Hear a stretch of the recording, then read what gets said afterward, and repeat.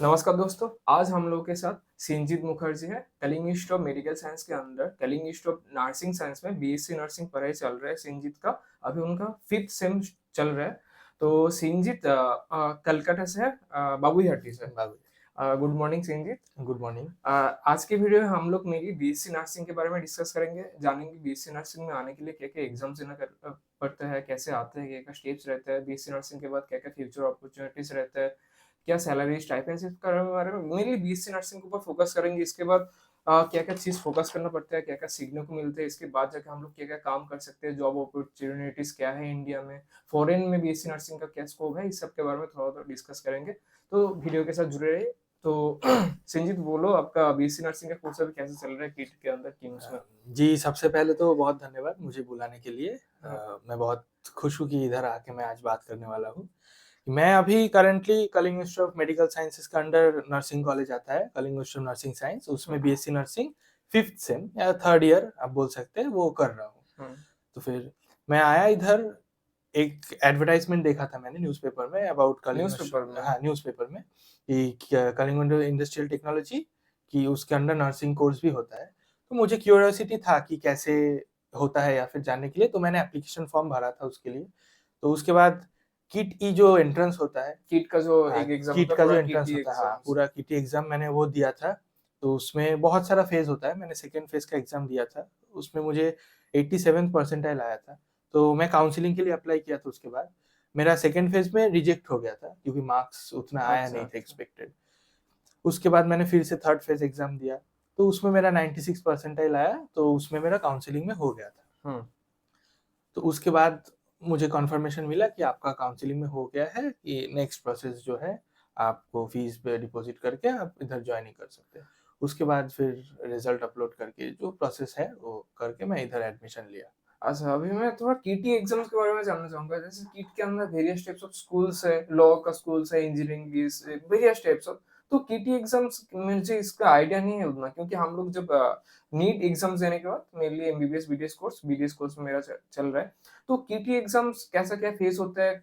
मतलब एक एग्ज़ाम्स देके वेरियस डिपार्टमेंट चूज़ किए जाते हैं या पर्टिकुलर बीएससी नर्सिंग के कुछ पर्टिकुलर एग्ज़ाम्स होता है? कैसा होता है कीटी एग्ज़ाम्स? जी, आप जब कीटी एग्ज़ाम में कीटी के लिए फॉर्म फिल अप करेंगे, कीट उस का वेबसाइट में वो सब किट आ का जाता वेबसाइट में आप किट का वेबसाइट जब जाएँगे, उधर किटी बोल के लिखा रहेगा, उधर जब आप फॉर्म फिल अप करेंगे तो उस टाइम आपको कोर्स सिलेक्ट करने को मिलेगा कि आप कौन-सा कोर्स के लिए अप्लाई करना चाहते हैं।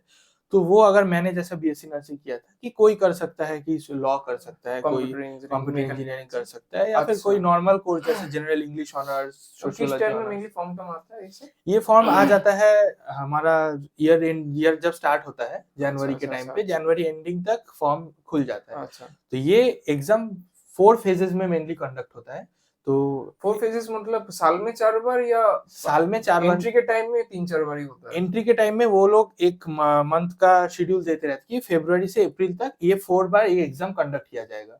तो वो 4 टाइम्स में अगर आप कोई भी फेज़ में एग्ज़ाम देके आप मार्क्स आए, आपका काउंसलिंग में हो गया सिलेक्शन, तो आप एंट्री कर सकते हैं किटी एग्ज़ाम देके। अच्छा, अच्छा, तो अच्छा। सपोज़ मेरा फरवरी में मैं नहीं दे पाया किसी रीज़न की वजह से एग्ज़ाम, तो फिर जब मार्च में सेकंड फेज़ एग्ज़ाम होगा या फिर अप्रैल में थर्ड फेज़ एग्ज़ाम होगा, उस टाइम भी मैं अप्लाई कर अच्छा, सकता मान लो किटी का 3-4 फेजेस होता है। हूँ। जी, फर्स्ट फेज में किसी का हो गया, बीएससी नर्सिंग जॉइन कर लिया। हाँ। अब कोई 4th फेज में आ रहे हैं, तो एक तो गैप पीरियड रहेगा जो एक फर्स्ट फेज में आके एडमिशन ले लिया और जो 4th फेज में जॉइन कर रहे हैं, उन दोनों के बीच में तो एकेडमिक गैप रहेगा कि जी कैसे? नहीं, वैसे नहीं होता एकेडमिक आपका एडमिशन कन्फर्म किया जाता है, हुँ। लेकिन 4 फेज़ कंप्लीट ओह! होने के पूरा बाद 4 ही फेज कंप्लीट होने के बाद ही एक साथ रिपोर्टिंग एकेडमिक सेशन स्टार्ट हाँ, होता है। अच्छा, एकेडमिक सेशन 4 फेज़ कंप्लीट होने के बाद आपको रिपोर्टिंग डेट दिया जाएगा, सेशन आपको सब एक साथ अच्छा, स्टार्ट अच्छा, होगा। अच्छा, अच्छा, अच्छा। बस किसी का एडमिशन पहले हो रहा है, किसी का एडमिशन थोड़ा देर में हो रहा है, अच्छा, 1-2 अच्छा, फेज़ के अच्छा, बाद। अच्छा, अच्छा, अच्छा। तो 4 फेज, हर एक फेज के लिए अलग-अलग एग्ज़ाम्स देना पड़ेगा।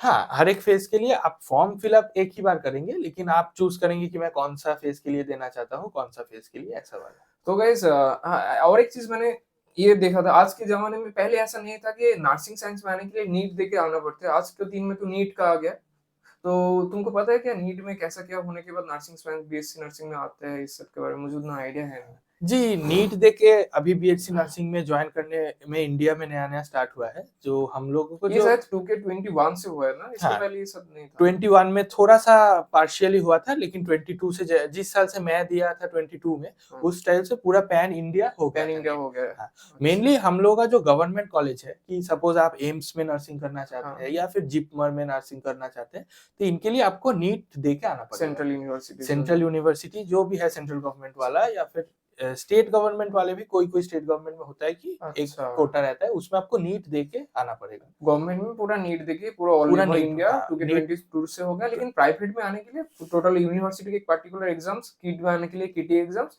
नहीं तो पार्टिकुलर हाँ, जैसे मैंने इसके साथ-साथ एसआरएम में भी अप्लाई किया ऐसा था। अच्छा। SRM institute of technology Chennai में जो है। हाँ, हाँ, हाँ। उसके लिए भी मुझे बोला गया था कि उनका एक एंट्रेंस होता है, वो देके उन लोगों आप का आइए। कॉलेज का अलग। उन लोगों का कॉलेज के लिए, हाँ। अच्छा, उसके पहले मुझे किट में मिल गया, तो इसीलिए मैं इधर परस्यू किया। अच्छा, अभी किट में कैसा लग रहा है बीएससी नर्सिंग? किट में मतलब नाम तो बहुत सुने थे किट का, हाँ, बहुत सारे एक्सपेक्टेशंस लेके आए थे, तो हुँ, बोल सकते हैं कि हाँ, एक्सपेक्टेशन से बहुत ज़्यादा ही मुझे मिला है। तो आई एम वेरी हैप्पी, मैं बहुत खुश हूँ इस कोर्स में आने के बाद। एक मतलब था कि हाँ, कैसा होगा कोर्स, कैसा टाइप का टीचर्स रहेंगे, कैसा कॉलेज रहेगा। वो सब कुछ बैरियर मुझे फेस नहीं करना पड़ा यहाँ पे आके। हुँ, हुँ। बहुत फ़ैमिलियर है टीचर्स लोग, बहुत हेल्प करते हैं।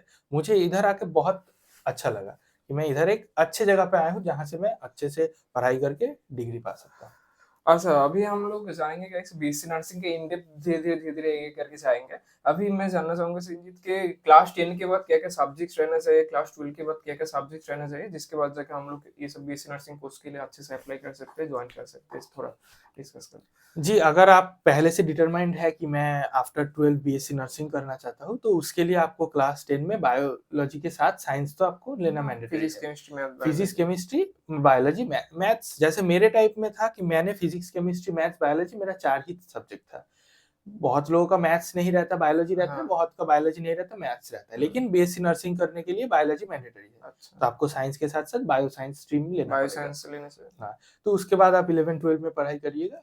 मिनिमम आपको 60% बोर्ड्स में मार्क्स रखना होगा, तो आप इज़िली एंट्रेंस क्वालीफाई करके आप आ सकते हैं कोई भी अच्छा। कॉलेज में जैसे। गवर्नमेंट में अगर आप नीट देंगे, प्राइवेट में उनका अच्छा, हम लोग का जैसे कि वेस्ट बंगाल में कुछ पार्टिकुलर और एग्ज़ाम्स होता है क्या अभी के दिन में? जैसे कि 5-10 साल शायद पहले कुछ पार्टिकुलर एग्ज़ाम्स होता था। अभी कुछ होता है इस टाइप का कुछ हाँ, आइडिया है क्या? जैसे मैंने जिस ईयर में एग्ज़ाम देके इधर आया, उस ईयर में भी अभी भी वेस्ट बंगाल में स्टेट गवर्नमेंट में जो कॉलेज है, हाँ, उनमें आपको बीएससी नर्सिंग या फिर कोई दूसरा पैरामेडिकल कोर्स के लिए अगर आप एडमिशन लेना चाहते हैं, तो उसमें भी आपको एक एग्ज़ाम देना पड़ेगा, उसका नाम है जेन पास। जेन पन ना? जेन पास। वो अभी भी चलता है वो क्या? अभी भी चलता है, आप स्टेट गवर्नमेंट के कोई भी कॉलेज में बीएससी नर्सिंग करने जाएँगे या फिर कोई भी पैरामेडिकल कोर्स करने जाएँगे, तो आपको जेन पास क्वालीफाई करके उसके अंदर रैंक अच्छा, करके अच्छा, आपको आना अच्छा, पड़ेगा। अच्छा। ये वाला एंट्रेंस एग्ज़ाम है। अच्छा, तो हम लोग ये क्लास 10-12 के बारे में जान लिया, अभी तुम्हारा जॉइन भी हो गया। अभी थोड़ा जानेंगे कि बीएससी नर्सिंग टोटल क्या कितना साल का होता है? कौन-सा क्या एकेडमिक कोर्स कितना साल का होता है? उसके बाद इंटर्नशिप कैसा क्या रहता है? उसके बारे में थोड़ा डिस्कस करोगे तो? जी, अभी बीएससी नर्सिंग जो है बीएससी नर्सिंग क्योंकि हम लोग का अभी डिग्री कोर्स हो गया है, ये हाँ, ऑनर्स कोर्स है। अच्छा। ऑनर्स कोर्स है, इसके लिए 4 साल का हो गया है बीएससी नर्सिंग। हुँ, तो 4 साल में आपको 8 सेमेस्टर दिया जाएगा क्योंकि 2021 से गवर्नमेंट ऑफ इंडिया ने इसको सेमेस्टर वाइज़ कर दिया है, कि पहले क्या होता था ईयरली था। ईयर और सेमेस्टर में गैप माने डिफरेंस क्या होता है उस टाइप का? जी, ईयरली आपको मतलब फाइनल एग्ज़ाम ईयर में एक ही बार देना पड़ेगा हुँ, कि आप फर्स्ट ईयर में पढ़ लिए, आपको फर्स्ट ईयर में फॉर एग्ज़ाम्पल 6 सब्जेक्ट मिला, हाँ, आप वो 6 सब्जेक्ट पढ़े और फाइनल में 1 साल एग्ज़ाम देके आप फिर सेकंड ईयर में आए। हाँ, लेकिन हम लोगों का सेमेस्टर में क्या है, वही 6 सब्जेक्ट को 3-3 में डिवाइड कर दिया गया है कि फर्स्ट सेमेस्टर में हम लोग 3 सब्जेक्ट्स पढ़ेंगे, उसके बाद हमने फर्स्ट सेमेस्टर का एग्ज़ाम दिया, फिर हम लोग सेकंड सेमेस्टर में आए, नेक्स्ट 3 सब्जेक्ट्स पढ़ के सेकंड में तो सेमेस्टर हर दिया। एक सेमेस्टर क्या 6 महीने के अंदर ही हो जाता है क्या? हाँ, ये पूरा एक मतलब हम लोग जो मेडिकल काउंसिल ऑफ इंडिया या फिर इंडियन नर्सिंग काउंसिल उनका एक स्ट्रिक्ट गाइडलाइन है कि 6 महीने से कम हम कोर्स एंड नहीं कर सकते। अच्छा, कि बहुत जगह ऐसे भी देखा गया था इसके पहले कि 4 या फिर 5 महीने में कोर्स कर रहे हैं। तो अभी गाइडलाइंस के हिसाब से 6 महीने से कम नहीं होगा। तो आपको पूरा जो थ्योरी क्लासेस है या फिर क्लिनिकल प्रैक्टिस है वो 6 महीना चलेगा, उसके बाद आपको एग्ज़ाम मिलेगा। तो टोटल 4 साल में हर एक साल में 2 सेमेस्टर, टोटल 8 सेमेस्टर टोटल रहता 8 है, सेमेस्टर उसके बाद रहता है। जाके 1 साल का इंटर्नशिप रहता है। उसके बाद नहीं, 3 ईयर 6 मंथ्स आप पढ़ाई करेंगे, 3 या 6 मंथ्स। आपको थ्योरी मिलेगा, अप टू 7th सेमेस्टर आप थ्योरी में पढ़ाई करेंगे अच्छा। और 8th सेमेस्टर जो 6th लास्ट मंथ है, हाँ, हाँ। वो 6 मंथ आपको इंटर्नशिप में मिलेगा। 6 मंथ्स, हाँ, अच्छा। सो फॉर 3 ईयर 6 मंथ्स आप स्टडी कर रहे हैं हुँ, और बाकी के 6 मंथ आप इंटर्नशिप कर रहे हैं। टोटल 4 ईयर्स का ये कोर्स है। टोटल 4 इयर्स का। टोटल 4 ईयर्स का कोर्स है। अच्छा, बहुत ही अच्छा लगा। मुझे उतना आइडिया नहीं था बीएससी नर्सिंग का। जैसे कि हम लोग का बीडीएस कोर्स में 4 साल पढ़ाई का रहता है, फर्स्ट ईयर, सेकंड ईयर, हाँ। थर्ड ईयर, फोर्थ ईयर, उसके बाद 1 साल पूरा जितना भी डिपार्टमेंट रहता है डेंटल कॉलेज में 8-9 डिपार्टमेंट रहते हैं। 1 महीने, 2 महीने करके डिपार्टमेंट का पोस्टिंग होता है। तो आप लोगों के इंटर्नशिप में ऐसा कुछ होता है कि डिपार्टमेंट वाइज़ पोस्टिंग कौन-सा क्या है इस टाइप का? जी, वो होता है। इंटर्नशिप्स के में आने से पहले मैं जस्ट कोर्स के बारे में एक बात बोलना चाहता हूँ कि हम लोग जब इधर बीएससी नर्सिंग में एडमिशन किए, day 1 first semester of day 1 से ही हम लोगों को क्लिनिकल पोस्टिंग दिया जाता है। अच्छा। हम लोग को इधर किम्स हॉस्पिटल में है, हम लोग को डिफरेंट वार्ड में हम लोग पोस्टेड होते हैं। जैसे फर्स्ट ईयर में हम लोग का था मेडिसिन वार्ड में था, पल्मोनरी वार्ड में था, उसके बाद ऐसे मल्टी स्पेशलिटी वार्ड में था। वहाँ पे एक एक्सपोज़र मिलता है। तो फर्स्ट ईयर से ही हम लोग वार्ड में जैसे क्लिनिकल ड्यूटी करते हैं, तो इसीलिए हमको एक आइडिया हो जाता है कि हॉस्पिटल में वर्किंग कैसे हो रहा है, पेशेंट को कैसे ट्रीट कर सकते हैं, पेशेंट के साथ कैसे अच्छा कोलैबोरेशन बना के उनको अच्छे ट्रीटमेंट दे सकते हैं। और या फिर और इन हैंड ट्रेनिंग जो बोलते हैं कि नर्सिंग के लिए जो इन हैंड हाँ, ट्रेनिंग हाँ। लगता है, वो भी हम फर्स्ट ईयर से सीख जाते फर्स्ट हैं। ईयर से ही सब स्टार्ट हाँ, हुआ। एकदम डे 1 फर्स्ट ईयर से ही हम लोग को क्लिनिकल पोस्टिंग मिल अच्छा, जाता है। अच्छा, ये अच्छा चीज़ है। हम लोग हॉस्पिटल के डिफरेंट वार्ड्स में जाके हम लोग क्लिनिकल करते हैं। एक्सपोज़र फर्स्ट टाइम से मिल हाँ, जाता है। लेकिन हम लोग का बीडीएस कोर्स में इस टाइप का नहीं है। जैसे कि अच्छा, फर्स्ट ईयर में ह्यूमन एनाटॉमी, फिजियोलॉजी, बायोकेमिस्ट्री 3 हाँ, सब्जेक्ट्स देन था सेकंड ईयर में माइक्रोबायोलॉजी, पैथोलॉजी सब रहते हैं। First, second year, third second year mainly theoretically पढ़ते हैं। थर्ड ईयर से मेनली हम लोग का क्लिनिकल के साथ थ्योरेटिकली चलते हैं। थर्ड ईयर से हम लोग क्लिनिकल एक्सपोज़र मिलता है। लेकिन आप लोगों के लिए बहुत ही अच्छा है कि फर्स्ट ईयर से थ्योरी के साथ-साथ क्लिनिकल एक्सपोज़र भी मिलते हैं। हाँ। जी, जैसे हम आपने जैसे सब्जेक्ट बोला एनाटॉमी हाँ, आप फिजियोलॉजी, लोगों का हाँ। भी क्या सब्जेक्ट्स है, कौन-सा सेमेस्टर में थोड़ा बोल देंगे ताकि वो जैसे मैं जब फर्स्ट सेमेस्टर में आया, हम लोग को एनाटॉमी फिजियोलॉजी एक सब्जेक्ट था, हाँ, एनाटॉमी एक सब्जेक्ट, फिजियोलॉजी एक हाँ, सब्जेक्ट। हाँ। उसके साथ हम लोगों का था सोशियोलॉजी एंड साइकोलॉजी, अच्छा। ये सब्जेक्ट था। तो हम ये 4 सब्जेक्ट पढ़े थे और इसके साथ जो मेन नर्सिंग का सब्जेक्ट है फंडामेंटल्स ऑफ नर्सिंग, मतलब जो बेसिक नर्सिंग को आपको बेस बना देगा, हुँ, हुँ। ये वाला सब्जेक्ट। ये फर्स्ट सेमेस्टर में हमने पढ़ा था। फिर जब सेकंड सेमेस्टर में आया तब हम लोगों के पास था न्यूट्रिशन एंड बायोकेमिस्ट्री और उसके साथ-साथ था fundamental of nursing second part. Second part, first semester में हुआ था फर्स्ट फर्स्ट पार्ट। पार्ट और सेकंड सेमेस्टर में हुआ सेकंड पार्ट। अच्छा। ऐसे हम लोग दिए थे। तो एनाटॉमी फिजियोलॉजी जैसे हम लोग पढ़े थे, उसके साथ-साथ हम लोग जब हॉस्पिटल में गए या फिर मेडिकल कॉलेज के जैसे डाइसेक्शन हॉल में गए, तो उसके साथ हम लोग का क्लिनिकल और प्रैक्टिकल और थ्योरी के साथ हम लोग का अच्छा मिला दिया था, हुँ, हुँ। कि कोर्स के साथ-साथ हम लोग का प्रैक्टिकल भी अच्छे से चल रहा था। फिर जब मैं सेकंड ईयर में आया, मतलब थर्ड सेमेस्टर में आया, उस टाइम हम लोगों के पास था बायोकेमिस्ट्री था, उसके बाद हम लोग को माइक्रोबायोलॉजी और इन्फेक्शन कंट्रोल हुँ, था। हुँ। ये सब सब्जेक्ट्स हम लोग ने पढ़ा था। और उसके साथ जब मैं फोर्थ सेमेस्टर में आया, उस टाइम हम लोगों का था पैथोलॉजी, फार्माकोलॉजी और जेनेटिक्स। अच्छा। ये 4 सब्जेक्ट भी हम लोग पढ़े थे। मेनली कुछ-कुछ बहुत सारा चीज़ ऑलमोस्ट सेम ही है। जैसे हम लोग को भी ह्यूमन एनाटॉमी, हाँ, physiology, biochemistry, pharmacology, pathology, microbiology उस साथ माइक्रोबायोलॉजी। तुम लोग नर्सिंग साइंस का भी कुछ-कुछ सब्जेक्ट्स आ जाता है पार्टिकुलरली और हाँ। हम लोग का ये वाला डेंटल साइंस का डेंटल मटेरियल्स, डेंटल एनाटॉमी ये भी रहता है में जैसे रहता है। आप लोगों के साथ जो सब्जेक्ट आप कॉमन बोले पैथोलॉजी, माइक्रोबायोलॉजी, जेनेटिक्स, ये सब तो कॉमन हम लोग पढ़ते हाँ, हैं। उसके साथ-साथ जैसे फर्स्ट ईयर में हम लोगों के पास था fundamentals of nursing part 1, part हाँ। 2। ये उस नर्सिंग के डेप्थ के बारे हाँ, में और नहीं। उसके बाद सेकंड ईयर में हम लोगों के पास आया adult health nursing. Adult health nursing part 1, part 2। अच्छा, पहले इसका नाम था मेडिकल सर्जिकल नर्सिंग, अभी चेंज होके हुआ है एडल्ट हेल्थ नर्सिंग। अच्छा। तो अभी हम लोग नेक्स्ट टॉपिक में जाएँगे कि बीएससी नर्सिंग के बाद क्या फ्यूचर डिग्रीज़ क्या-क्या रहता है? क्या फ्यूचर अपॉर्च्युनिटीज़ रहते हैं बीएससी नर्स अगर हो जाएँगे उसके बाद? जी, अभी तो ये बीएससी नर्सिंग डिग्री जो पूरा ऑनर्स डिग्री हो गया है, आपको ग्रेजुएट मिलेगा, आप एक ग्रेजुएट नर्स होंगे। उसके बाद आप बीएससी के बाद जैसे नॉर्मल कोई कोर्स में होता है कि आफ्टर बैचलर आप मास्टर्स परस्यू करते हैं, नर्सिंग में भी होता है कि बीएससी नर्सिंग के बाद आप एमएससी नर्सिंग कर सकते हैं। हाँ, एमएससी हाँ। नर्सिंग करने के बाद आप बहुत सारे यूनिवर्सिटी और कॉलेज में आप ए एज़ अ टीचर जॉइन कर सकते हैं, आप एज़ अ क्लिनिकल इंस्ट्रक्टर भी जॉइन कर सकते हैं। उसके बाद कोई और रिसर्च लाइन में परस्यू करना चाहते हैं, तो वो लोग पीएचडी नर्सिंग भी करते हैं। ये फ्यूचर अपॉर्च्युनिटीज़ है कि आप अगर मास्टर्स करना चाहते हैं या फिर उससे भी ज़्यादा पीएचडी या फिर पोस्ट पीएचडी वो भी आप कर सकते हैं। अच्छा बीएससी नर्सिंग के बाद इंडिया में कितना जॉब अपॉर्च्युनिटीज़ कैसा क्या है तुमको क्या लगता है अभी जी, इंडिया अभी में? तो मेडिकल सेक्टर में जॉब बीएससी नर्सिंग के बाद अवेलेबल है अच्छे सेक्टर हाँ, में, कि अगर आप मतलब अच्छे कॉलेज से अगर अच्छे मार्क्स लेकर आप बीएससी नर्सिंग पास किए और आपका प्रैक्टिकल जो एक्सपीरियंस है, प्रैक्टिकल जो आपका स्किल्स है, वो अगर आपको अच्छा हुआ, तो आपको एक अच्छा रेप्यूटेड कॉलेज में आपको जॉब मिलेगा बीएससी नर्सिंग करने के बाद। आपको अभी पहले जो हम लोगों को बोला जाता था स्टाफ नर्स, हुँ, अभी हुँ। उनको बोला जाता है नर्सिंग ऑफिसर। हुँ, तो आप एज़ अ हॉस्पिटल में आप एज़ अ नर्सिंग ऑफिसर काम कर सकते हैं बीएससी नर्सिंग करने के बाद। उसके बाद अगर आप एमएससी नर्सिंग परस्यू करना चाहते हैं, उसके बाद आप कॉलेज में टीचर एज़ अ टीचर आप जॉइन कर सकते हैं, एज़ अ लेक्चरर आप जा सकते हैं। अच्छा, हायर डिग्रीज़ और क्या-क्या है? बीएससी नर्सिंग के बाद जैसे एमएससी नर्सिंग है, एमएससी मास्टर्स करते हैं नर्सिंग कोई हाँ, नर्सिंग और उसके बाद क्या-क्या है? पीएचडी है।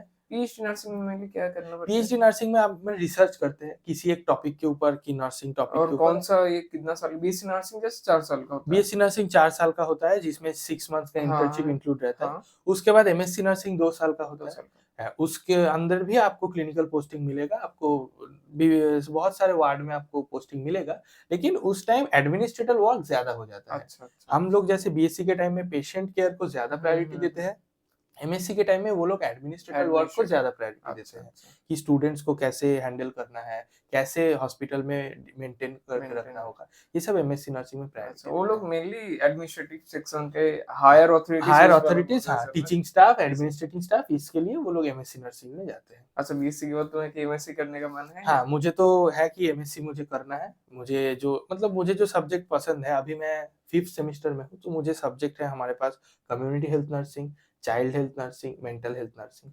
ये सब सब्जेक्ट्स अभी आया है हम लोगों का, नया-नया 3rd ईयर में इंट्रोड्यूस्ड हुआ है।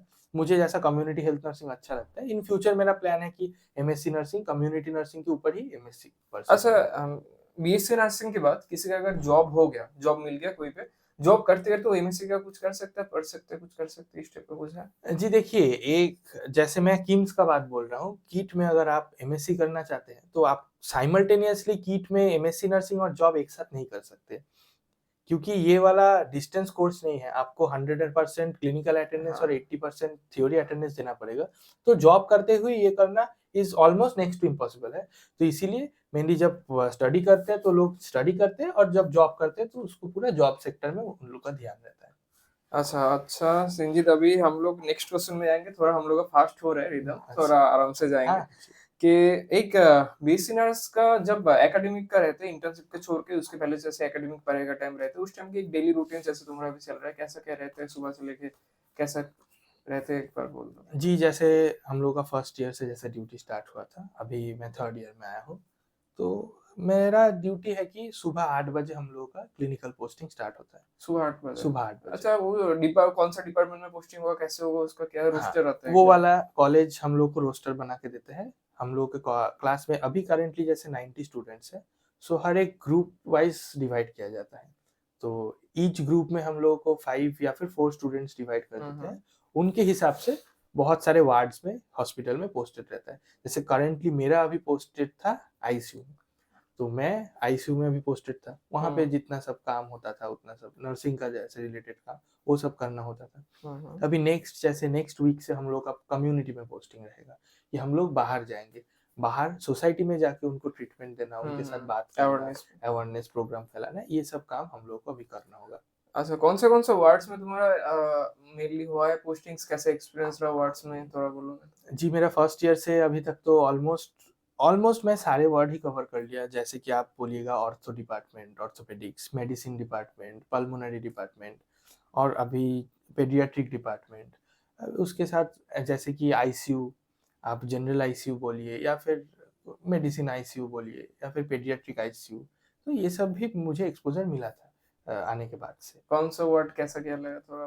जी, अच्छा हाँ। कौन-सा थोड़ा टॉप कहाँ पे ज़्यादा कम का प्रेशर है, कहाँ पे है? काम का प्रेशर तो मेडिसिन वार्ड या फिर ऑर्थोपेडिक वार्ड में थोड़ा ज़्यादा रहता है, क्योंकि वहाँ पे ऑर्थोपेडिक वार्ड में आपको पता है पेशेंट जो कि कोई एक्सीडेंट या फिर होके आया है, हुँ, ऑपरेशन होके रहा है, तो उनको केयर देना ज़्यादा मैंडेटरी है, क्योंकि अगर आप सपोज़ आपका पैर टूट गया, आप ऑर्थोपेडिक वार्ड में एडमिट है, आपका पैर में ऑपरेशन हुआ है, तो हुँ, उनको ट्रैक्शन देना, उनको डे टू डे मेंटेन रखना, अच्छे से एक्सरसाइज़ करवाना कि उनका देखिए, एक जगह पे सो जाने से बहुत टाइम प्रेशर हुँ, अल्सर हो जाता है। प्रेशर अल्सर हाँ, बेड अल्सर बेड अल्सर हाँ, बेडसोर बेड अल्सर सोर अल्सर हाँ, बोलते हाँ, हैं। हाँ। या हम लोग को ये भी देखना है कि पेशेंट एक ही जगह पे बहुत दिन से ना सोए, क्योंकि उधर हुँ, कोई एक जगह पे प्रेशर ना फैले।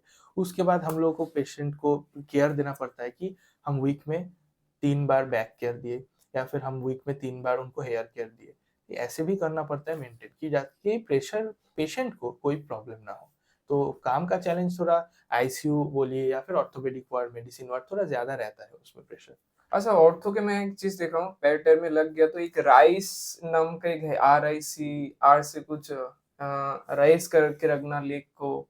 तो हाँ, ये वाला शॉर्ट टर्म कुछ है, उसके बारे में एक क्या एक आइडिया? जैसे होता है कि आपको पैर को रेज़ करके रखना हाँ, पड़ेगा, ठीक है? कि आपका पैर टूट गया है, हाँ, आपको डॉक्टर बोले हैं कि पैर आपको एक इंक्लाइंड पोज़ीशन पे रखना पड़ेगा। उस टाइम पे आपको ट्रैक्शन दिया जाएगा या फिर पैर को आपको इंक्लाइंड पोज़ीशन पे रखना पड़ेगा, ये है। और दूसरा कि आपको जो मेनली ट्रैक्शन है, एक सपोर्ट दिया जाता है, जब आपको बोन कुछ टूट जाता है या फिर कोई डिस्लोकेशन हो जाता है, तो एक ट्रैक्शन देके ये रखना पड़ता है।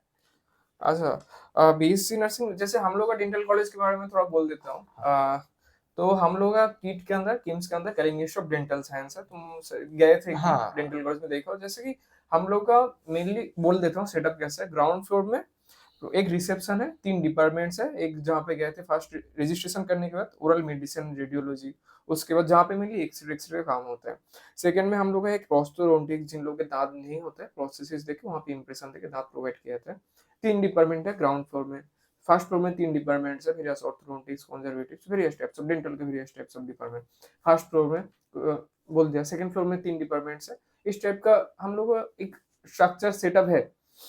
बाद में इसके बारे में और भी अच्छे से बोलूँगा कैसा क्या सेटअप है। थोड़ा नर्सिंग साइंस का जो कॉलेज है तुम लोगों का, वहाँ पे मैं कभी गया नहीं, उतना आइडिया है नहीं। तो किम्स का, Kalinga institute of nursing science का कैसा क्या स्ट्रक्चर है, ग्राउंड फ्लोर में, फर्स्ट फ्लोर में, थोड़ा आइडिया है तो थोड़ा शेयर कर हाँ। दो। जी, देखिए आप जैसे बोले कि आप लोग का डेंटल में जैसा स्ट्रक्चर है, ये हॉस्पिटल और आपका कॉलेज एक ही साथ है ना, हाँ, हाँ। इसीलिए आपका ऐसा स्ट्रक्चर है। हम लोगों का जैसा हॉस्पिटल के साथ कनेक्टेड नहीं है, हुँ, तो हम लोग का नर्सिंग कॉलेज एक अलग सा बना है। अच्छा, तो उसमें अगर आप जाएँगे ग्राउंड फ्लोर में, तो नॉर्मल आपको बेसिक क्लासरूम मिलेगा, टीचर्स के बैठने का लिए जो चेंबर होता है, टीचर्स का चेंबर वो मिलेगा। अच्छा, उसके बाद आप फर्स्ट फ्लोर में आइएगा, तो उधर आपको रिसेप्शन ऑफिस मिलेगा, एडमिशन ऑफिस मिलेगा, प्रिंसिपल, वाइस प्रिंसिपल मैडम का चेंबर मिलेंगे या उसके साथ-साथ क्लासरूम भी रहेगा, अच्छा, क्लासरूम। तो अगर आपको कुछ इंक्वायरी करना हो अबाउट नर्सिंग के बारे में, तो आप हमारे कॉलेज के फर्स्ट फ्लोर में आके हमारा जो एडमिशन सेल है या फिर इंक्वायरी ऑफिस है, आप तो वहाँ पे फर्स्ट जाके फ्लोर में भी सब हाँ। Administrative sections. एडमिनिस्ट्रेटिव सेशन हम लोगों के कॉलेज में फर्स्ट फ्लोर में है, आप वहाँ पे जाके कॉन्टैक्ट करके बहुत सारे अच्छा, अच्छा, डिटेल्स निकाल सकते हैं। अच्छा, ये ऐसे स्ट्रक्चर है, फिर सेकंड फ्लोर में है हम लोगों का स्किल लैब है। हम लोग का जैसा मैं बोला हमारा फर्स्ट ईयर में फंडामेंटल्स ऑफ नर्सिंग था, हाँ, उसमें फंडामेंटल्स ऑफ नर्सिंग के लैब था अलग। उसमें हम लोगों को सिखाया जाता है कि पेशेंट को कैसे आईएम, आईवी इंजेक्शन हाँ, देते हाँ, हैं, हाँ, उसके बाद पेशेंट को कैसे ट्रीट करेंगे या फिर पेशेंट को आप कैसे बैक केयर देंगे। मेनली हमको जो सिखाया गया था फर्स्ट ईयर में वो है बेड मेकिंग, कि पेशेंट आने से पहले हमको बेड को कैसे प्रिपेयर रखना पड़ेगा, पेशेंट के जाने के बाद बेड को कैसे प्रिपेयर रखेंगे और इन बिटवीन पेशेंट जब सो रहा है बेड में, जब पेशेंट बेड पे है, उस टाइम पेशेंट को कैसे वो बेड को मेंटेन अच्छा, रखेंगे। एक पोजीशन है मैक्सिमम पेशेंट को, मैं वार्ड में जब जाते थे हम लोग जनरल सर्जरी मेडिसिन वार्ड में, ईएनटी वार्ड में, एक सेमी रिक्लाइन पोजीशन, एक नॉर्मल पूरा सुपाइन पोजीशन में नहीं, थोड़ा सा उठ के थोड़ा उस पोजीशन में रहता है। उस पोजीशन का कुछ हाँ, पार्टिकुलर कुछ ये जैसे रीजंस? हाँ, जैसे एक तो है कि आप पूरा सुपाइन पोज़ीशन में जैसे आप पूरा फ्लैट बेड पे सोए रहेंगे। हुँ, हुँ। दूसरी बात है कि आप फाउलर्स पोज़ीशन में हाँ, रहेंगे। हाँ। फाउलर्स पोज़ीशन का मतलब होता है क्या? बेड का जो अपर पार्ट है, वो थोड़ा इंक्लाइंड हो हाँ, जाता है। हाँ, हाँ, हाँ, हाँ। तो उसको पेशेंट उस पोजीशन को क्या बोलता है? उस पोज़ीशन को फाउलर या फिर सेमी फाउलर बोलते हैं सेमी उसको। सोलर, अच्छा। फाउलर पोज़ीशन बोलते हैं। तो उसमें क्या होगा, बहुत सारा डिग्री है हाँ, हाँ, कि हाँ। 30 डिग्री, 45 डिग्री इसमें बेड को इंक्लाइन रहेगा, तो पेशेंट पूरा सुपाइन पोज़ीशन में नहीं रह के वो फाउलर या फिर सेमी फाउलर पोज़ीशन पे रहेगा। अच्छा। इसके लिए बहुत एडवांटेज है कि जब पेशेंट बहुत सारा पेशेंट है कि वो अनकॉन्शियस है हाँ, या फिर हाँ। वो खुद से खा नहीं पाते, उनको राइल्स ट्यूब दिया जाता है राइट। फीडिंग के लिए। हाँ। तो फो सेमी फाउलर पोज़ीशन में राइल्स ट्यूब फीडिंग होता है कि क्या कि खाना जो है वो जाए अच्छे से, उसका अच्छा, अच्छा, अच्छे से अच्छा। सर्कुलेशन हो, इसीलिए। डाइजेशन सब हाँ, कुछ। डाइजेशन वो अच्छे से हो, इसीलिए अच्छा। वो फाउलर से सेमी फाउलर पोज़ीशन दिया जाता है। अच्छा, बहुत सारा जाने हम लोग बीएससी नर्सिंग कोर्स के बारे में। अभी बहुत सारा बुक्स-टुक्स आपको जो बोला सब्जेक्ट्स रहते हैं, first sem, second same, various, ये सब बुक्स हम लोग इंस्टीट्यूट से प्रोवाइड किए जाते हैं या खुद को परचेज़ करना पड़ता है इसका? जी देखिए, जैसे मैं अपना एक्सपीरियंस बोलता हूँ, मैं जब फर्स्ट ईयर में था, तो उस टाइम हाल ही में मैं जब आया, I am the second batch, मैं हूँ अच्छा, सेमेस्टर वाइज़ का सेकंड बैच सेकंड हूँ मेरे बैच। कॉलेज में। तो फिर मेरे जो सीनियर्स थे, वो लोग से मैं बहुत सारा एडवाइस लिया कि कैसे कोर्स में पढ़ाई कर सकते हैं या फिर तो फर्स्ट ईयर में मुझे जो फेस करना पड़ा जो बुक्स के लिए, मैंने फर्स्ट ईयर में बुक्स परचेज़ किया था कि अच्छा। फर्स्ट ईयर में एक मुझे डिटेल्स बेस नॉलेज चाहिए। अगर हुँ, बेसिक नॉलेज मेरा अच्छा नहीं होगा तो आगे मैं कोर्स कंटिन्यू नहीं कर पाऊँगा। तो इसके लिए मैंने बुक्स परचेज़ किया, उसके बाद से मैं स्टडी किया इन डेप्थ। कॉलेज से हम लोग को एज़ सच कुछ बुक्स प्रोवाइड नहीं किया जाता, लेकिन हमारे कॉलेज में लाइब्रेरी है, हाँ, आप हाँ, उधर से बुक लेंट कर सकते सब हैं। कुछ वहाँ पे है। हाँ, उधर सब कुछ बुक अवेलेबल है, एक ही सब्जेक्ट का वेरियस मोर देन 8 टू 10 अच्छा, टाइप्स ऑफ बुक। तुम्हारा नर्सिंग साइंस का वहाँ पे जो बिल्डिंग है, वहाँ पे लाइब्रेरी भी है। हाँ, हमारे अच्छा, हम कॉलेज लोग का में कीट की एक सेंट्रल लाइब्रेरी है, वहाँ पे कभी गए हो? जी, कीट का जो सेंट्रल लाइब्रेरी है उसमें एज़ सच नर्सिंग के लिए बहुत वास्ट ऑप्शंस कुछ अवेलेबल नहीं है। तो कुछ सिलेक्टेड ऑप्शंस है नर्सिंग के अच्छा, लिए। मैं वहाँ पे बहुत जाने का मन है, लेकिन कभी गया नहीं क्योंकि मैं गया था एक्सप्लोर करने के लिए, तो उधर मेडिकल सेक्टर में टोटल मेडिकल बोल रहा हूँ, कीट का जो सेंट्रल लाइब्रेरी है, हाँ, हाँ। टोटल मेडिकल में बहुत सारा ऑप्शंस अवेलेबल नहीं है उसमें। हुँ, थोड़ा ऑप्शंस हम लोगों को कीट सेंट्रल लाइब्रेरी में जाने के बाद थोड़ा कम हो जाता है। तो अच्छा, फिर अच्छा, मैं प्रेफ़र करूँगा अपने जो नर्सिंग कॉलेज का लाइब्रेरी खुद है, का। जो कि नर्सिंग कॉलेज के 3rd फ्लोर में है, हाँ, हाँ। उसमें जाने के लिए। और एक हम लोग का किम्स का एक सेंट्रल लाइब्रेरी हाँ, है। हाँ, हाँ। जो Kalinga institute of medical medical college science. जो है, उसका एक सेंट्रल लाइब्रेरी हाँ। है। उधर आप जाएँगे तो मेडिकल में आपको वेरियस ऑप्शंस मिलेगा, नर्सिंग के लिए आपको बुक मिलेगा, वेरियस जर्नल से आप स्टडी कर सकते हैं। इवन किम्स में ई-लाइब्रेरी का ऑप्शन हुँ, भी है, हुँ, हुँ। तो आप उधर जाके भी स्टडी कर सकते हैं। बहुत अच्छा लगा। और कुछ हम लोग का तो डेंटल साइंस में मैं बोलता हूँ, हम लोग का मैक्सिमम जो काम रहते हैं ना, क्लिनिकल काम रहता है। क्लिनिकल इंस्ट्रूमेंट्स खरीदना, क्लिनिकल काम के लिए various types of dental materials, dental instruments, यहाँ पे हम लोग का बहुत ह्यूज एक्सपेंसेस आता है। पर ईयर 15-20 के आसपास हम लोग जाते हैं। अनएक्सपेक्टेड एक्सपेंसेस जो कि हम लोग को आने के पहले उस टाइप का आइडिया होता नहीं है। नर्सिंग साइंस में इस टाइप का कुछ है कि कुछ अनएक्सपेक्टेड कुछ एक्सपेंसेस खर्चा करना पड़ता है, जो कि पहले से हम लोग प्रिपेयर नहीं रहते हैं। इस टाइप का कुछ? जी देखिए, मैं जब आया था मुझे आइडिया बहुत सारा नहीं था नर्सिंग कोर्स के बारे में। हुँ, मैं हुँ। टोटल आया था एक स्ट्रेंजर होके एक नया कोर्स के लिए। हाँ। तो उस टाइम पे ऐसा अनएक्सपेक्टेड एक्सपेंस मुझे एज़ सच कुछ लगा नहीं। लेकिन मैं खुद के नॉलेज के लिए एक स्टेथोस्कोप, एक स्पिग्मोमैनोमीटर ये सब खुद से मैंने हाँ, परचेज़ हाँ। किया था कि मुझे पेशेंट के पास जाके जैसे ब्लड प्रेशर ले लिया हाँ। या फिर आप जैसे vitals normal vital signs check करना, ये सब आप कर सकते हैं। तो मैंने इन पर्सनल वो सब परचेज़ किया हुँ, था। हुँ। लेकिन नर्सिंग कोर्स के लिए हमारे कॉलेज से आप नर्सिंग करोगे आपको ऐसा एज़ एन इंस्ट्रूमेंट टाइप या फिर आपको कुछ ड्रेस खरीदने का टाइप ये आपको अनएक्सपेक्टेड एक्सपेंस नहीं मिलेगा। हुँ, हुँ, ये हुँ। आपको हॉस्पिटल में प्रोवाइड अगर फॉर एग्ज़ाम्पल मैं बोल रहा हूँ कि आप कोई पेशेंट का ब्लड ड्रॉ कर रहे हैं, हुँ, हुँ। तो उसके लिए पेशेंट के पास ही आपके पास सिरिंज रहता है, डिस्पो, सब कुछ रहता है, वाइल हाँ। रहता है हॉस्पिटल में, आप उन्हीं को यूज़ करके आप ब्लड ड्रॉ कर सकते हैं। बाकी खुद हाँ। के इंटरेस्ट के बेसिस सब स्टे तो ये सब ले जी, सकते हो भाई बिल्कुल, खुद भाई के इंटरेस्ट के बेसिस में अगर आपको चाहिए कि मैं थोड़ा ज़्यादा नॉलेज गेन करूँगा, तो फिर मैं जैसा परस्यू किया था, मैंने परचेज़ किया था, ऐसे ही। अच्छा, अभी तुम्हारा तो 3rd सेमेस्टर चल रहा है। मैं अभी जानना चाहूँगा बीएससी नर्सिंग में क्या नया-नया चीज़ सीखने को मिला? क्या-क्या काम सीखने को मिला? क्या नया-नया स्किल ऐड ऑन हुआ आपका लाइफ में? इसके बारे में थोड़ा जी, जैसे मैं जस्ट फर्स्ट टाइम आया, मेरा फर्स्ट सेमेस्टर में मेरा बेसिक नॉलेज था कि बेड मेकिंग, हुँ, हुँ। कि कैसे बेड को बनाना पड़ता है। मैं जैसे पहले बोला कि पेशेंट को आने से पहले, पेशेंट जाने के बाद या फिर इन बिटवीन जब पेशेंट बेड पे रहता है, उस टाइम कैसे बेड को मेंटेन करना पड़ता है।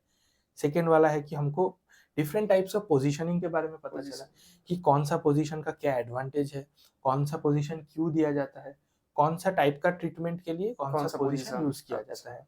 ये टाइप का भी एक नॉलेज जो मुझे पहले मतलब नहीं था, वो अच्छा। आके मेरा नर्सिंग में नॉलेज आया।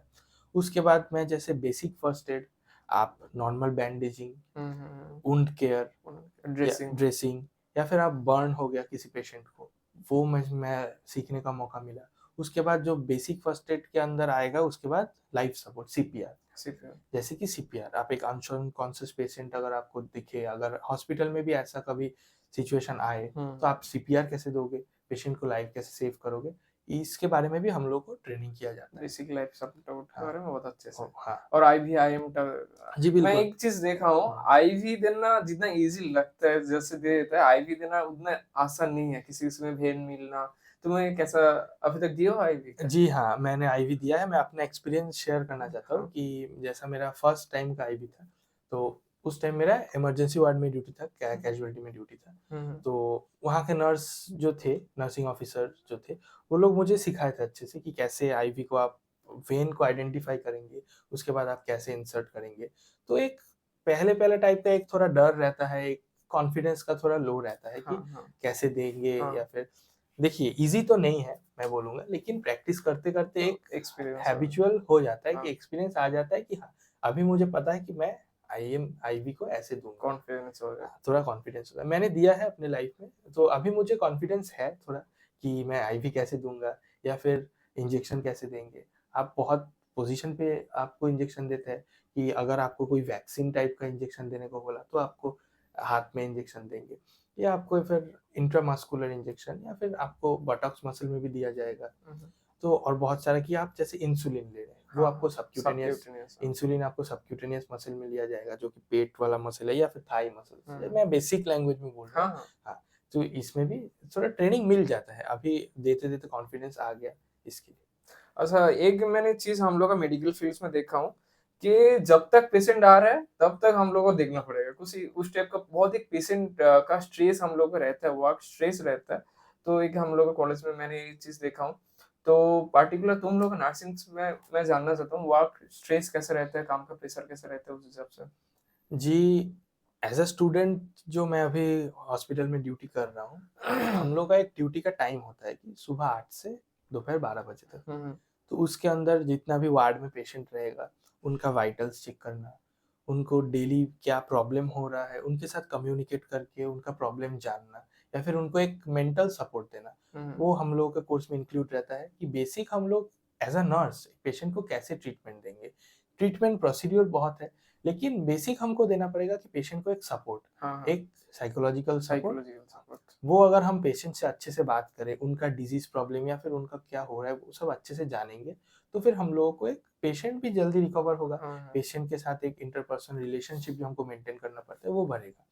जैसे कि आप बोले कि जितना पेशेंट आएगा उतना केयर देना पड़ेगा, हुँ, हुँ। ये होता है। जैसे अगर इमरजेंसी वार्ड में हम लोग का इमरजेंसी में पोस्टिंग हुआ, तो उसमें मेबी सपोज़ ड्यूटी हम लोग का ओवर होने के टाइम पे एक कोई क्रिटिकल पेशेंट आया। आप अपने इंटरेस्ट से आएँगे, आपको कोई फ़ोर्स नहीं करेगा कि हुँ, आप हुँ। उसको दीजिए, आपका ड्यूटी आवर खत्म हो गया। हुँ, हुँ। लेकिन आप एक ह्यूमैनिटेरियन के दिक से अगर आप देखेंगे या फिर आप एक सीखने के नज़रिए से देखेंगे, तो हाँ, टाइम होने के बाद भी पेशेंट को केयर दिया जाता है। हुँ, हुँ, तो हुँ। ऐसे होता है। लेकिन ये फ़ोर्स नहीं है, कोई फ़ोर्स नहीं करेंगे आपको, लेकिन आपको खुद से सीखना इंटरेस्ट चाहते हो से तो रह के आप आराम से रह सीख के सकते आप हो, सीख कोई मना सकते नहीं हैं। हाँ, करेगा। जी बहुत ही बिल्कुल अच्छा सही। लगा ये वाला हाँ, सुन के। और अभी हम लोग इंडिया के बारे में थोड़ा बहुत देखा कैसा क्या रहता है। अभी जानेंगे थोड़ा जाएँगे फॉरेन नर्सिंग के आज के ज़माने में मैंने बहुत सारा देखा हूँ, थोड़ा बहुत यहाँ पे बीएससी नर्सिंग करने के बाद मैक्सिमम एक फॉरेन में जाने का थोड़ा बहुत ट्रेंड अभी आ रहा है। क्योंकि मैंने जो सुना हूँ कि इंडिया में जितना पेशेंट वर्क रहता है, स्ट्रेस रहता है, उस हिसाब से सैलरी जितना रहता है, फॉरेन में उस हिसाब से पेशेंट वर्कलोड कम रहता है और वहाँ पे नर्सिंग का बहुत डिमांड है और सैलरी भी बहुत एक्स है। अगर कंपेयर करेंगे इंडिया का सैलरी से, तो फॉरेन नर्सिंग के बारे में तुम्हारा क्या आइडिया है कुछ? जी, जितना मैंने इन्फॉर्मेशन गेन किया है कि मैंने भी इन्फॉर्मेशन गेन किया है कि बाहर जाने के लिए आफ्टर बीएससी कंप्लीट करके इंडिया के अब्रॉड जाके जॉब अपॉर्च्युनिटीज़ के लिए।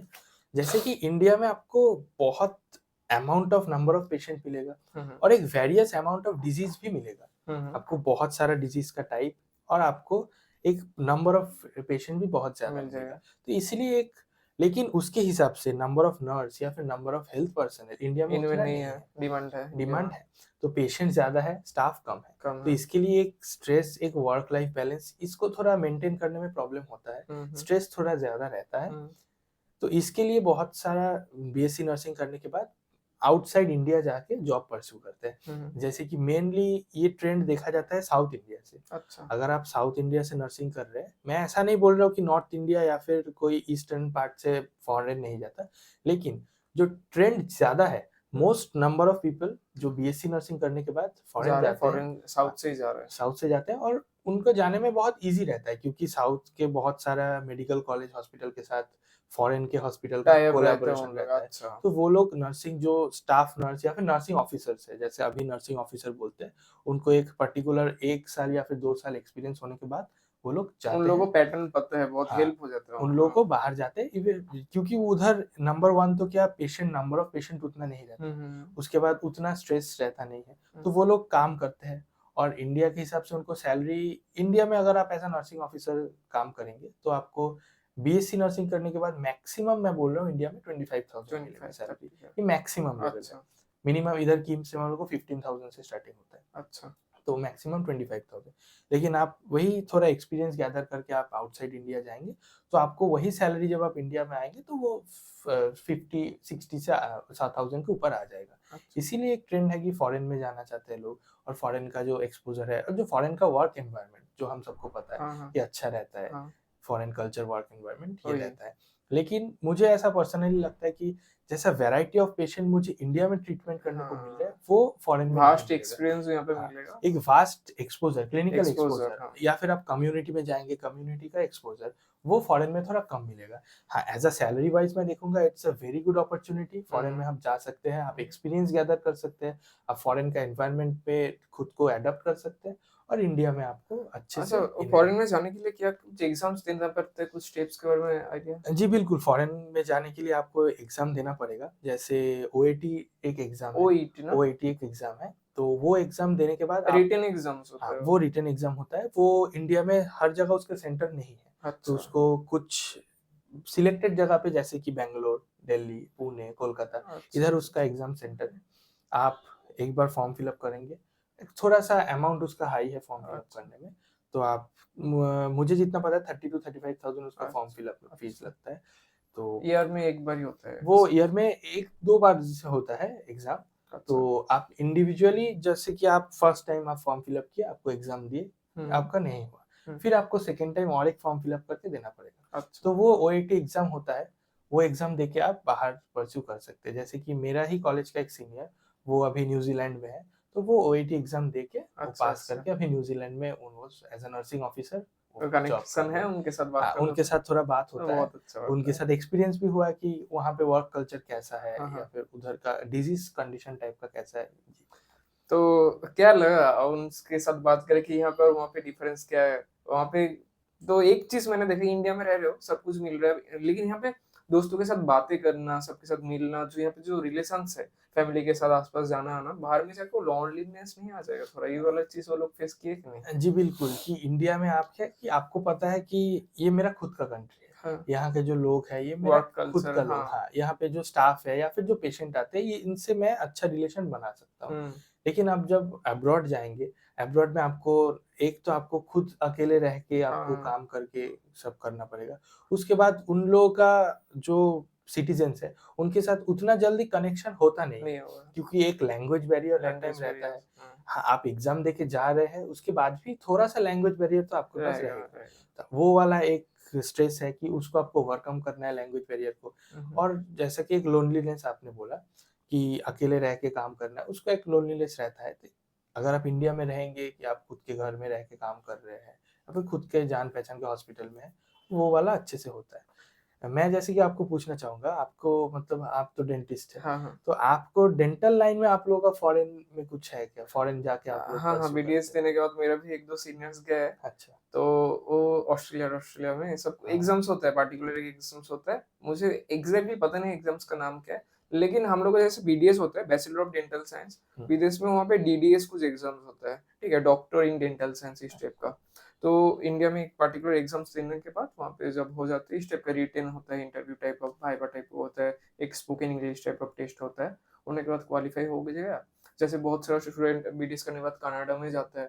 उन लोगों का कुछ है एनवीडी ऐसा कुछ पार्टिकुलर है, हाँ, एनडीए कुछ है, मुझे उतना आइडिया नहीं है, तो इस टाइप के जाते हैं, फॉरेन में जाते हैं। लेकिन मुझे वही लगता है यहाँ का जो वर्क कल्चर है, जो कनेक्शन है, कम्युनिटी है, जो फैमिली, फ्रेंड्स जो है वहाँ पे जाके हाँ, सैलरी आएगा, स्ट्रेस कम आएगा, सब कुछ मिलेगा, लेकिन ये वाला जो कनेक्शन है, बॉन्ड मुझे नहीं लगता वहाँ पे एक और रहता हाँ, है। जी बिल्कुल। एक फैमिली टाइप का जो है इंडिया में हो जाता है कि हाँ, मैं इधर काम कर रहा हूँ 5 साल से, मैं 3 साल हुआ है मैं किम्स में हूँ। तो इधर का एक फैमिली के साथ, इधर का जो लोगों के साथ इनका लैंग्वेज अगर आप अच्छे से सीख जाए, ओडिया लैंग्वेज, तो आपके साथ उनके साथ अच्छा रिलेशन हो जाता है हुँ, हुँ। कि आपको कोई प्रॉब्लम नहीं होगा यहाँ काम करने में। ये जो प्रॉब्लम मे बी फेस करना होगा अगर आप अब्रॉड जाएँगे, इंडिया के बाहर जाएँगे तो। अच्छा, हम लोग अभी जाने इंडिया में नर्सिंग्स के बारे में, फॉरेन नर्सिंग्स के बारे में जाने। तो अभी मैं जानना चाहूँगा कि स्पेशल्स केसेस कुछ देखो वार्ड पोस्टिंग के टाइम में, क्लिनिकली सब पोस्टिंग के टाइम में एक्सेप्शनल कुछ केसेस देखो, बहुत ही मेजर भास्ट जैसे मैं पहले एक फ़नी इंसिडेंट सुनाना चाहूँगा कि मेरा जैसे कैज़ुअल्टी में जैसा था जब मैं पोस्टिंग था, हाँ, हाँ। उस टाइम पे मेरा 3rd सेमेस्टर चल रहा था। तो वहाँ पे एक पेशेंट आई थी, वो फीमेल पेशेंट, 60-65 ईयर्स ओल्ड थी वो पेशेंट। तो उनका मैं जब देखा कि उनको क्या हुआ है, तो वो हम लोगों का होता है कि पेड़ से वो पपाया तोड़ने के टाइम पे वो एक बड़ा वाला पपाया उनके चेस्ट पे गिर गया। अच्छा, चेस्ट पे गिर के उनको कार्डियक अरेस्ट आ गया, उनको angina heart type attack. Of हो गया। हाँ, उनको हार्ट अटैक आया, उसके बाद उनको हॉस्पिटल में लेके आना पड़ा। फिर वो हमारा एचडीयू में थी, हाई डिपेंडेंसी यूनिट, उधर पे वो 2-3 दिन थी, उसके बाद वो उनका डेथ हो गया। तो डेथ हो गया? हाँ, उनका डेथ हो गया था। तो मैंने उनको सीपीआर दिया था जब उनका डेथ हो रहा था, इन प्रोसेस था। अच्छा, अच्छा। उस टाइम में मैंने सीपीआर दिया था, तो वेंटिलेशन में भी थी वो, लेकिन अनफॉर्चुनेटली हम उनको बचा नहीं पाए हॉस्पिटल स्टाफ से। लेकिन वो वाला एक मुझे एक मतलब अनकंडीशनल या फिर एक हाँ, अनवांटेड सा केस लगा कि ऐसे भी एक पर्सन का डेथ होता है। हाँ। सेकंड जैसा मुझे फेस हुआ कि जब मैं आईसीयू में गया था, वो मुझे पर्सनली बहुत हर्टिंग फील हुआ था कि एक हमारे से छोटा उम्र का एक बच्चा था 16-17 इयर्स का, उसका लिवर डैमेज था, उसका किडनी डैमेज था, उसका हार्ट में भी होल था। तो ये बहुत रेयर केसेस में होता है कि एक 17 ईयर्स 16 ईयर्स ओल्ड बॉय या फिर गर्ल का ऑलमोस्ट बॉडी फंक्शन डैमेज होता है। तो उनका कुछ पार्टिकुलर कुछ सिंड्रोम डिसीज इस टाइप का कुछ वो था क्या? उनका थोड़ा पास्ट थोड़ा हिस्ट्री था अबाउट एडिक्शन या फिर अच्छा, सब्सटेंस अच्छा, में अच्छा, हिस्ट्री, तो अच्छा। उसके लिए वो थोड़ा ज़्यादा ही 12-13 के एज से थोड़ा वो ड्रग्स या फिर एडिक्टेड था एक। एडिक्शन के लिए चला गए थे। तो इसके लिए उनको फुल की लिवर डैमेज, किडनी डैमेज हुँ, हो हुँ, गया था। हुँ। जब मैं आईसीयू में था, मेरा 10 डेज़ वहाँ पे पोस्टिंग था। तो फर्स्ट 2 डेज़ वो थे, थर्ड डे में वो डेथ हो गई उनका। तो ऐसा टाइप का एक थोड़ा केसेस था। अच्छा, आप लोगों का आईसीयू है, एक एचडीयू है, हाँ। कि यूनिट ये सब क्या-क्या है? थोड़ा बहुत इसके बारे में बोले, मुझे उतना आइडिया नहीं है। आईसीयू में इंटेंसिव केयर यूनिट में कब दिया जाता है? बाकी जो ये यूनिट है क्या-क्या है?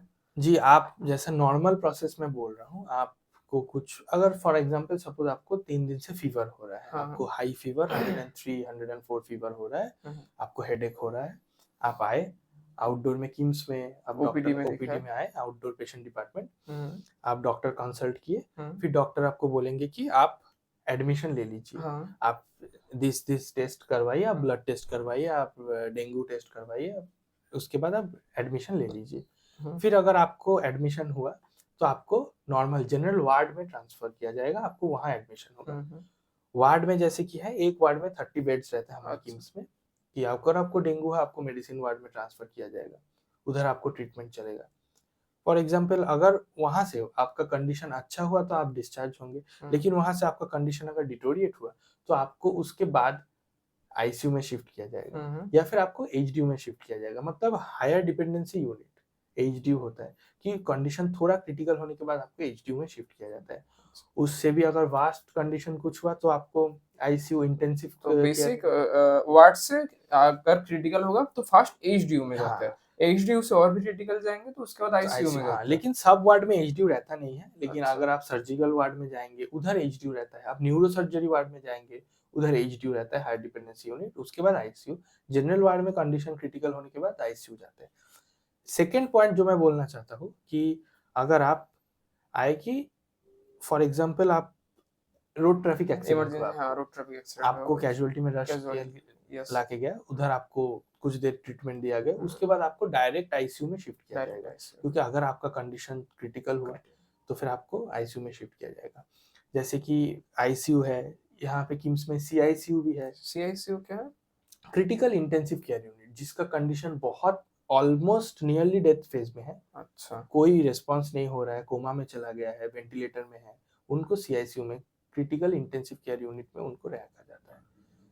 सीआईसीयू उसके बाद आईसीयू फिर एचडीयू जनरल वार्ड ऐसे करके आगे। सीसीयू है critical care unit? Critical care unit CICU इधर है, वही है कि क्रिटिकल इंटेंसिव केयर यूनिट, अच्छा, अच्छा। या फिर आप क्रिटिकल केयर यूनिट एक ही बोल सकते तो हैं। फास्ट बेसिक फास्ट लेवल में अगर हम लेवल वाइज़ थोड़ा बोलेंगे, एक तो वार्ड में आपको पहले रहते हैं, वार्ड में रहते हैं। उसके बाद अगर एचडीयू में आपको सर्जिकल कुछ प्रोसीड्यूर हुआ तो आपको एचडीयू में शिफ्ट किया एचडीयू में जाएगा, से नहीं तो जनरल से आपको आईसीयू में शिफ्ट किया जाएगा। हाँ, आईसीयू के बाद आपको सीआईसीयू या फिर सीसीयू में सीसीयू। शिफ्ट किया जाएगा। तो वहाँ पे ट्रीटमेंट का क्या डिफरेंस क्या रहता है एचडीयू, सीसीयू मतलब क्या चे फ़र्क क्या रहता है वो सब देखिए, वार्ड यूनिट्स में? में जैसा ट्रीटमेंट होता है कि डॉक्टर्स आपको दिन में 2 बार राउंड में आएँगे, एक बार हम्म, मॉर्निंग में, एक बार इवनिंग, इवनिंग में, हाँ आफ्टरनून में भी आएँगे, हाँ राउंड में आएँगे। उस टाइम आके वो आपसे बात करेंगे डॉक्टर्स, आपको मेडिसिन देंगे कि आपका ये भी एंश्योर करेंगे कि आपका मेडिसिन ठीक से चल रहा है चल कि रहे नहीं, हैं, आपका टेम्परेचर या फिर वाइटल्स मॉनिटर किया जाएगा। आपको और कुछ फ सपोज़ आप हॉस्पिटल में एड बहुत लोगों का होता है, हॉस्पिटल में आने के बाद एंग्ज़ायटी होता है, हम्म, उनको उसको कम किया जाएगा या फिर उनको इन्फेक्शन होने का चांसेस ज़्यादा रहता है। वो सब कम किया जाएगा, वो वार्ड में देखा जाता है कि एक रूटीन वाइज़ ट्रीटमेंट हो रहा है कि नहीं हो रहा है। अच्छा, उसके बाद जैसे ही कोई पेशेंट आईसीयू में जाता है, तो वो ऑलमोस्ट क्रिटिकल स्टेज में चला जाता है। हम्म, तो आईसीयू में बहुत पहला बात तो है कि बार-बार उठ के आपको अनकॉन्शियस पेशेंट है आईसीयू में, हम्म, उनको कैथेटर कनेक्ट किया जाता है। जैसे यूरिनरी कैथेटर कनेक्ट किया हम्म, जाता है कि वो यूरिन पास करेंगे। हम्म, फिर वो लोग जो अनकॉन्शियस पेशेंट है, जो कि खा नहीं पाते खुद से, तो उनको Ryle's tube Ryle's feeding tube, दिया हाँ जाता है। उसके बाद बहुत लोगों का ट्रैकियोस्टोमी किया जाता है, हाँ, ठीक है? तो ये सब आईसीयू में रहता है। नॉर्मल जनरल वार्ड में आपको राइल्स ट्यूब फीडिंग दिखेंगे, लेकिन उतना ज़्यादा नहीं या फिर आपको ट्रैकियोस्टोमी, ये वाला भी आपको जनरल वार्ड में नहीं मिलेगा, आपको आईसीयू में मिलेगा। और आप आईसीयू में 24/7 डॉक्टर सर्विलेंस में रहेंगे, आपको मॉनिटर किया जाएगा, वेंटिलेशन दिया जाएगा या फिर अच्छा, आपको एक जैसे वार्ड में था रूटीन चेकअप, एक प्रोसेस में पर्टिकुलर हो रहा है, टाइम में पर्टिकुलर पर्टिकुलर टाइम में पर्टिकुलर ट्रीटमेंट, लेकिन आईसीयू में है कि आपको 24/7, 24/7 सर्विलेंस में रखा जाएगा, आपको जब ट्रीटमेंट की ज़रूरत होगा, उस टाइम में ट्रीटमेंट होगा। मतलब जितना हायर यूनिट होगा उतना सीरियस उतना कंडीशंस में सीरियस उतना कंडीशन, हाँ, सीरियसली उतना उसका, सीरियस, उतना उन आपको क्रिटिकल केयर में रखा जाएगा, आपको उतना अच्छे से ट्रीटमेंट दिया अच्छा, जाएगा, अच्छा, ऐसा वाला है। अच्छा, समझ गया। तो ये वाला चीज़ अच्छा भी लगा, नया-नया चीज़। और मैं एक चीज़ जानना चाहूँगा कि यहाँ पे जॉइन करने के पहले, नर्सिंग साइंस में जॉइन करने के पहले कुछ बिलीफ सिस्टम था, जो कि जॉइन करने के बाद थोड़ा तो टूटा बिलीफ सिस्टम, नया-नया कुछ आइडियाज़ आया, नया-नया हुँ। थिंकिंग आया। तो इसके बारे में थोड़ा, जी, बिल्कुल, जैसे मैं जब क्लास 8-9 में पढ़ता था, उसके बाद उस टाइम पे मुझे लगता था कि हाँ, नर्स मतलब सिर्फ़ लेडी नर्स होते हैं। नर्स मतलब कि सिर्फ़ फीमेल हाँ। काम करेंगे। हाँ, वो नर्स है। ये एक डिसबिलीफ अभी भी सोसाइटी में है हुँ, कि अगर मैं अभी जाके सोसाइटी में बोलता हूँ कि मैं बीएससी नर्सिंग कर रहा हूँ, तो मुझे रिस्पॉन्स आता है, बीएससी नर्सिंग तो लड़की लोग करते हैं।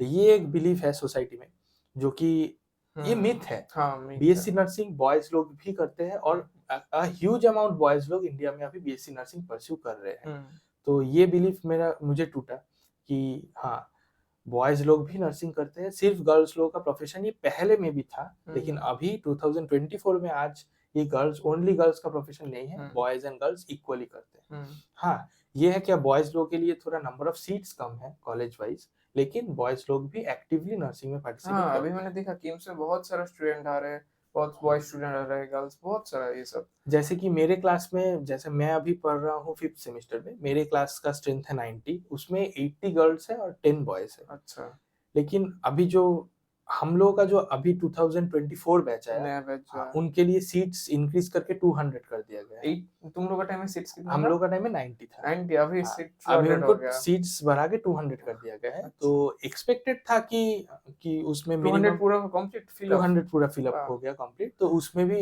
मोर देन 20-25 बॉयज़ तो आए हैं हुँ, उसमें। तो एक बॉयज़ का जो अमाउंट है या फिर बॉयज़ का जो मतलब इंक्रीज़िंग डिमांड नर्सिंग हाँ, में बॉयज़ का हाँ, फील्ड ये बढ़ रहा है हाँ, और डे बाय डे बढ़ेगा और गवर्नमेंट भी बहुत हेल्प कर रहा है बॉयज़ को देने के लिए।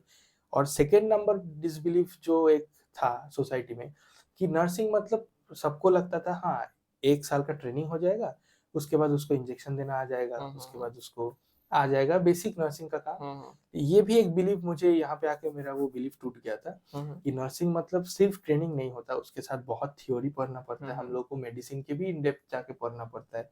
पेशेंट का केयर, पेशेंट का बॉडी फंक्शन, सब कुछ, कौन-सा मेडिसिन खाने के बाद क्या होता है पेशेंट को, वो सब भी हम लोग सीखते हैं। एक पूरा इंटेंस कोर्स रहता है, उसके बाद हम लोग को डिग्री मिलता है। हुँ। इसीलिए अभी ये जो ज क्योंकि ये डिग्री कोर्स हो गया है, तो इसीलिए थ्योरी में भी बहुत सारा फोकस किया जाता मैंने है। ये वाला चीज़ एक फ़ोकस किया, डॉक्टर कितना टाइम ही पेशेंट के पास आता है। मैक्सिमम टाइम तो एक नर्स ही ट्रीट करते हैं एक पेशेंट को। तो उससे फ़ास्ट से लेके उसका वार्ड में जब आते हैं, उसका पूरा छोड़ने से पहले क्या मेडिसिन्स खा रहा है, कैसे रह रहा है। आई थिंक मुझे पर्सनली एक मेरा है, आइडिया है, बिलीव है कि एक सेम सिलेबस ही पढ़ते हैं ऑलमोस्ट। मैं एमबीबीएस में जो पढ़ाया जाता है, उसके अलावा आप लोग भी वो सब चीज़ तो पढ़ ही रहे हो, उसके ऊपर क्लिनिकल एक्सपोज़र आपको ज़्यादा मिल रहा है। उसके बाद प्रैक्टिकल जो एक्सपीरियंस है, आईवीआईएम देना, बेड पोज़ीशन सब कुछ मेंटेन करना, मुझे आइडियली लगता है कि आप लोग को और भी स्किल्सफुल हो। ठीक है, ये वाला मुझे लगता है कि सोसाइटी में इस टाइप का आइडिया उतना है नहीं लेकिन मुझे पर्सनली लगता है कि नर्सिंग में जो जा जाता है, एमबीबीएस से ज़्यादा स्किल्सफुल है, उन लोग का आइडिया भी ज़्यादा है। हाँ, हो सकता है एमबीबीएस के बाद वो लोग पार्सू करते हैं, एमडीएमएस करते हैं, वो अलग चीज़ है, लेकिन एक जो नॉर्मल एमबीबीएस और नॉर्मल बीएससी नर्सिंग का, मैं अगर थोड़ा सोचूँगा तो स्किलफुल एक नर्स ही है, क्योंकि उसको ज़्यादा सब पता है, कैसे रैली ट्यूब देते हैं, कैसे सब कुछ करते हैं। फर्स्ट से लेके लास्ट तक पूरा आइडिया रहता है। प्लस वो एमबीबीएस का सब सब्जेक्ट्स भी ऑलमोस्ट सब पढ़ रहे हैं एकेडमिक कोर्स के। तो इसके बारे में तुम्हारा क्या आइडिया है? जी, देखिए मैं बोलना चाहता हूँ हाँ, ये ऑब्वियस है कि डॉक्टर्स सबसे सुपीरियर है। वो लोग उनके पास नॉलेज भी ज़्यादा है। डॉक्टर्स लोग हमेशा पेशेंट के लिए भी काम करते हैं। हाँ। लेकिन एज़ अ नर्स मैं पेशेंट के पास पूरा टाइम रहता हूँ। हाँ, हाँ। पेशेंट को क्या प्रॉब्लम हो रहा है, एट फर्स्ट वो आके नर्स को बताएगा। हाँ, नर्स उसको बेसिक जो ट्रीटमेंट होता है या फिर बेसिक मेडिसिन होगा, at the first level of care उसको नर्स ही नर्स देंगे। रहता है। इसके लिए कि हाँ, नर्सिंग में हम लोगों को स्किल्स बहुत सारा सिखाया जाता है कि कैसे पेशेंट को कम्फर्ट देना है, कैसे पेशेंट को सपोर्ट देना है या फिर आपको कैसे अपना स्किल्स को डेवलप करना है कि पेशेंट को कोई प्रॉब्लम ना हो। बेसिक हम लोगों का ह्यूमैनिटी रहता है कि first and foremost priority is the patient. आप पेशेंट के साथ हमेशा रहेंगे, आप पेशेंट को स्किलफुली डील करेंगे, आप पेशेंट को अच्छे से केयर देंगे। तो स्किल्स में थोड़ा नर्सेस को और इम्प्रूव करना चाहिए। ऐसे कि गवर्नमेंट भी अभी बहुत सारा नया-नया प्रोग्राम निकाल रहा है कि जिसमें नर्सेस लोगों का स्किल्स डेवलप करने के लिए। अच्छा, अभी थोड़ा मैं जानूँगा कि पूरा नर्सिंग साइंस के दौरान कुछ-कुछ फ़ेवरेट बुक्स जो तुम्हें बहुत अच्छा लगा पढ़ के, नए-नए चीज़ जानने को, सीखने को मिला, या ऐसा कुछ बुक्स के बारे जी, में? जैसे मैं कि नर्सिंग का एक एनाटॉमी बुक है रेनू चौहान नाम का। रेनू चौहान का एनाटॉमी बुक है और ए.के. जैन का फिजियोलॉजी बुक फिजियोलॉजी है। एक जन हम लोग पढ़ रहे हाँ, थे, हाँ। तो वो बीएससी नर्सिंग के लिए मुझे बहुत अच्छा लगा कि उसमें बहुत सारा बेसिक इम्पोर्टेंट चीज़ और बेसिक लैंग्वेज में आपको समझाया गया है कि आप अगर वो बुक को मैं प जैसे कि मेरे पास में अभी भी वो बुक है अच्छा। एनाटॉमी वाला। ज मुझे अगर कुछ नॉलेज जानना हो कि हाँ, फॉर एग्ज़ाम्पल हार्ट का ब्लड फ्लो कैसा होगा, हार्ट में ब्लड सर्कुलेशन कैसा होगा, मुझे फिर से उसको रीस्टडी करना है, तो मैं अभी भी वो बुक फ़ॉलो करता हूँ। तो रेनू चौहान का जो एनाटॉमी बुक है या फिर ए.के. जैन का फिजियोलॉजी बुक है, उसके साथ-साथ हम लोग का मेंटल हेल्थ जो है साइकियाट्रिक, हुँ, आर हुँ। शिवानी का साइकियाट्रिक बुक मुझे पर्सनली बहुत अच्छा लगता है। बेसिक नॉलेज में आपको साइकियाट्रिक का इन डेप्थ नॉलेज मिलेगा बेसिक वर्ड्स में, तो वो मुझे बहुत पसंद रहता है। और उसके साथ-साथ मैं इंडियन रेड क्रॉस का एक फर्स्ट एड मैनुअल भी फ़ॉलो करता हूँ। Indian red cross? इन एक हम लोग को फर्स्ट एड मैनुअल दिया जाता है, अच्छा। जो कि इंडियन रेड क्रॉस सोसाइटी के ऊपर बेस्ड है। वो लोग बनाए हैं ये फर्स्ट एड मैनुअल, तो हम लोग उस बुक को फ़ॉलो करते हैं। मुझे उतना आइडिया नहीं है हाँ, इंडियन रेड क्रॉस सोसाइटी क्या है, क्या जैसे मैं कैसे? आपको बोल रहा हूँ, तो मैं स्टूडेंट नर्स हूँ हाँ, इधर हाँ। किम्स में, उसके हाँ, साथ-साथ मैं एक यूथ रेड क्रॉस का भी मेंबर हूँ। Youth red cross? मैं रेड क्रॉस सोसाइटी जो है कि पेशेंट को अगर आपके पास कोई कैलामिटीज़ आ गया या फिर कोई एक्सीडेंट हो गया, हुँ, तो हुँ। जैसा फर्स्ट टीम जाता है, रेड क्रॉस टीम जाता है, उसमें भी नर्स जाते हैं, डॉक्टर्स लोग जाते हैं। तो उस सोसाइटी का भी मैं एक हाँ, पार्ट हूँ। कुछ-कुछ स्कीम बहुत सारे एम्बुलेंस में एक देखा हूँ, रेड एम्बुलेंस नाम हाँ, का कुछ रेड रहता है। एम्बुलेंस हाँ, वो सभी रेड क्रॉस का पार्ट है। रेड अच्छा, क्रॉस का जैसे कि आप पहले कुछ एक्सीडेंट हुआ, कुछ कैलामिटीज़ आ गया, जो फर्स्ट जाएँगे एनडीआरएफ, ओडीआरएफ टीम से हाँ, पहले रेड क्रॉस सोसाइटी जाएँगे। अच्छा। वो लोग एक फर्स्ट एड मैनुअल को फ़ॉलो करते हैं, जैसे कि अगर पेशेंट को बर्न हो गया, कैसे ट्रीटमेंट देते हैं। पेशेंट के गले में कुछ अटक गया खाते-खाते, कैसे ट्रीटमेंट देते हैं या फिर सीपीआर कैसे देते हैं। ये बुक जो फ़ॉलो करता हूँ मैं, इंडियन रेड क्रॉस सोसाइटी का फर्स्ट एड मैनुअल है। ये बहुत हेल्पफुल है, स्किल्स डेवलप करने में बहुत हेल्प किया मुझे। मैं वो बुक अभी भी फ़ॉलो करता हूँ इन डेप्थ नॉलेज के लिए। अच्छा लगा। अच्छा, नॉर्मली सब टेक्स्ट बुक के अलावा भी और कुछ बुक्स पढ़ते हो? जैसे कि मैं थोड़ा बहुत पढ़ता था, कुछ-कुछ books Ikigai type of normal जो स्टेशन-स्टेशन में मिलता है उस टाइप का। अ टेक्स्ट बुक के अलावा इस टाइप का कुछ फेवरेट बुक्स है? जी, मुझे नॉर्मली टेक्स्ट बुक के अलावा उतना ज़्यादा मैं बुक्स पढ़ता नहीं हूँ, लेकिन मुझे थोड़ा डिटेक्टिव स्टोरी बुक्स थोड़ा अच्छा डिटेक्टिव लगता है। शार्लक होम्स पढ़ा है? जैसे कि मैं शार्लक होम्स का पढ़ा हूँ, उसका द हाउंड ऑफ बास्करविल्स। हाँ, हाँ, ठीक है। उसके बाद मैं ज़्यादा फ़ोकस करता हूँ मैं बंगाली टेक्स्ट बुक्स या फिर बंगाली डिटेक्टिव स्टोरी बुक जैसे आप लोगों को पता होगा फेलुदा ब्योमकेश, फेलुदा वो होम्स। सब भी मुझे अच्छा लगता है। वो मैं थोड़ा फ़ॉलो करता हूँ इसके साथ-साथ। और मुझे पर्सनली इंटरेस्ट है कि कुछ नॉर्मल एज़ अ एंटरप्रेन्योरशिप या फिर स्टार्टअप टाइप का कोई बुक्स होगा, तो वो एक मतलब है मेरा बुक है रिच डैड पुअर डैड हाँ, नाम का। हाँ। हाँ, तो उसमें अच्छे से बोला गया है कि आप मनी को कैसे मेंटेन हाँ, करेंगे हाँ। आपको, वो वाला थोड़ा अच्छा लगता है इसमें। अच्छा। ये वाला बुक मुझे भी पढ़ने का मन है। उनका नाम क्या था? रॉबर्ट जो ऑथर का नाम अभी मुझे याद नहीं आ रहा लेकिन हाँ, बुक वो का नाम आए था थे हाँ, रणबीर अलाउद्दीन के साथ एक हाँ, पॉडकास्ट में हाँ, भी किए थे बिल्कुल ना? हाँ, उनका बुक है रिच डैड पुअर हाँ, डैड हाँ, नाम का हाँ, हाँ। वो वाला बुक मुझे भी पढ़ने का मन है। अच्छा, एक मैं चीज़ जानना चाहूँगा, अभी के दिन में मैक्सिमम स्टूडेंट क्या कर रहे हैं, क्लास 2 करने के बाद साइंस का स्टूडेंट, नहीं तो इंजीनियरिंग, नहीं तो नीट के लिए प्रिपरेशन, नहीं तो मेडिकल साइंस में आने के लिए पैरामेडिकल, नर्सिंग साइंस, नहीं तो नर्सिंग साइंस में बीएससी नर्सिंग, नहीं तो जीएनएम। जी। तो BSc nursing and GNM nursing के साइंस में क्या डिफरेंस क्या है? कितना साल कैसे होता है? जी देखिए, बीएससी नर्सिंग जो आप करेंगे, ये आपको एक डिग्री कोर्स मिलेगा। डिग्री ये एक कोर्स। ऑनर्स कोर्स है, आपको 4 साल के बाद आपको डिग्री दिया जाएगा कि आप एक ग्रेजुएट हो गए हैं, आपको अच्छा। डिग्री। जीएनएम को क्या है, जीएनएम भी नर्सिंग कोर्स है, लेकिन वो डिप्लोमा कोर्स है। जीएनएम का फुल फॉर्म? जनरल नर्सिंग अच्छा, मिडवाइफरी अच्छा, जीएनएम अच्छा। का फुल फॉर्म है। उसमें आपको थियोरेटिकल नॉलेज भी दिया जाएगा, लेकिन उसमें ज़्यादा फोकस है कि आपको इन डेप्थ प्रैक्टिकल नॉलेज। अच्छा। मोस्टली आपको उस जीएनएम में 3 इयर्स का कोर्स रहता है। हुँ, हुँ। 2 इयर्स आपका क्लिनिकल के साथ-साथ थ्योरी रहेगा और लास्ट 3rd ईयर में आपका इंटर्नशिप चलेगा। तो उस अच्छा। टाइम जीएनएम को दिया जाता है। लेकिन एक ही जो है, मैं किसी को नहीं बोल रहा कि ये सुपीरियर है, ये इंफीरियर है, दोनों ही अपने लेवल पे बहुत अच्छे कोर्स हैं। हुँ, हुँ। डिफरेंस यही है कि बीएससी नर्सिंग करने में आपको डिग्री मिलेगा, आप ग्रेजुएट हो जाएँगे, और जीएनएम करने के बाद आपको डिप्लोमा हो जाएगा। अच्छा, अच्छा, आप अच्छा। जीएनएम करके भी आप ग्रेजुएट नर्स बन सकते हैं, लेकिन उसमें थोड़ा प्रोसेस आपको 1 ईयर एक्स्ट्रा लगेगा। अच्छा। आपको पहले जीएनएम करना होगा, हुँ। उसके बाद आपको पोस्ट बेसिक बीएससी नर्सिंग करना होगा। अच्छा, अच्छा, अच्छा। वो उसके लिए अलग एग्ज़ाम-टेग्ज़ाम उसके चाहिए? लिए अलग एग्ज़ाम देके, उसके लिए आपको और 2 साल पढ़ाई करना पड़ेगा। अच्छा, अच्छा, अच्छा। टोटल 5 इयर्स जीएनएम और पोस्ट बेसिक मिला के उसके बाद आप एक ग्रेजुएट नर्स होंगे, अच्छा, और हम लोग जैसे 4 इयर्स पढ़ के ग्रेजुएट नर्स ग्रेजुएट होते हैं। बहुत यही अच्छा। डिफरेंस है। बहुत अच्छे से क्लियर किया, थे बहुत जी। एक डाउट था मेरा। एक मैं चीज़ देखा हूँ, एक मेनली किड में, किड पहले जब एस्टेब्लिश्ड हुआ था मेनली इंजीनियरिंग कैंपस ही था, मैकेनिकल इंजीनियरिंग, कंप्यूटर इंजीनियरिंग, ये सब एरियाज़। धीरे-धीरे अभी के दिन में मेडिकल के ऊपर ज़्यादा फोकस कर रहे हैं, और मेडिकल मुझे लगता है बहुत ये अभी पेशेंट फ्लो किड में बहुत इंक्रीज़ हुआ है। पहले से लेके कोविड के बाद से लेके पेशेंट फ्लो इंक्रीज़ किया है, बहुत कुछ इंफ्रास्ट्रक्चर कि सुपर स्पेशलिटी हुआ है, कैंसर हॉस्पिटल हुआ है, डेंटल, मेडिकल, अभी कुछ दिन पहले वेरियस टाइप्स ऑफ कन्वोकेशन, जी, ये सब बिल्कुल। कॉन्फ्रेंस हो रहा है। तो तो मैं क्या एक जानना चाहता हूँ, किम्स में मेडिकल में क्या-क्या ब्रांचेस है? एक हम लोग का डेंटल साइंस का हो गया। एक मेडिकल में जहाँ पे एमबीबीएस, उसके बाद future degrees, super speciality cancer hospital, एक जी। पैरामेडिकल्स की मैं बात किया था, ठीक है? स्नेहासिस से के ओटी टेक्नीशियन का वेरियस टाइप्स ऑफ हाँ, पैरामेडिक्स का एक हाँ। कोर्स है वहाँ पे। अभी 1-2 साल में ये धीरे-धीरे बहुत सीट भी इंक्रीज़ हुआ है, और हर एक स्ट्रीम में सीट पूरा फिल होते जा रहे हैं। एमबीबीएस में 200 टू 50 सीट्स पूरा फिल। हम लोग के बीडीएस में 100 सीट्स पूरा फिल। तुम लोग का 200 हो गए, वहाँ पे पूरा वहाँ फिल हो पूरा रहा है। फ़िल हो गया है। और क्या-क्या कोर्स है पता है क्या मेडिकल में हम लोग का जी किम्स में? हाँ, किम्स में हम लोग के अंडर जितना सारा सारा कोर्स आता है, अगर आप आज से प्री कोविड फेज़ में चले जाएँगे, हुँ, हुँ। तो उस टाइम का मेडिकल सेक्टर में इतना डेवलपमेंट स्टार्ट नहीं हुआ था। हुँ, हुँ। किम्स के ही मैं बात करता हूँ कि प्री कोविड फेज़ में इधर एमबीबीएस होता था, नर्सिंग चलता था, अब डेंटल चलता हाँ, था। अभी इसके साथ-साथ किम्स में इंट्रोड्यूस हुआ है एलाइड साइंसेज़, एलाइड साइंस। जैसे कि ओटी टेक्नीशियन आप बोले, हुँ, उसके बाद ये बैचलर ऑफ फिजियोथेरेपी स्टार्ट हुआ, फिजियोथेरेपी हुआ। किम्स में वो आता है। उसके बाद आपको फार्मेसी का नॉलेज फार्मा का मिलता भी है, B Pharm, B D Pharma. Pharma, D pharma का नॉलेज हाँ, मिलता है। उसके बाद आपको पब्लिक हेल्थ का भी है, कि अच्छा। Kit school of public health, ये भी आता है। हुँ, हुँ। तो ये सब कोर्स अभी मेडिकल में चालू हुआ है, फिर पैरामेडिकल सेक्टर में अब और डेवलपमेंट हो रहा है। हुँ, हुँ। मेनली ये देखा गया है आफ्टर कोविड, कोविड में हम लोगों ने देखा कि इंडिया में कैसे हॉस्पिटल ना मिलने की वजह से, बेड ना मिलने की वजह से बहुत सारे पेशेंट हुँ, मर गए।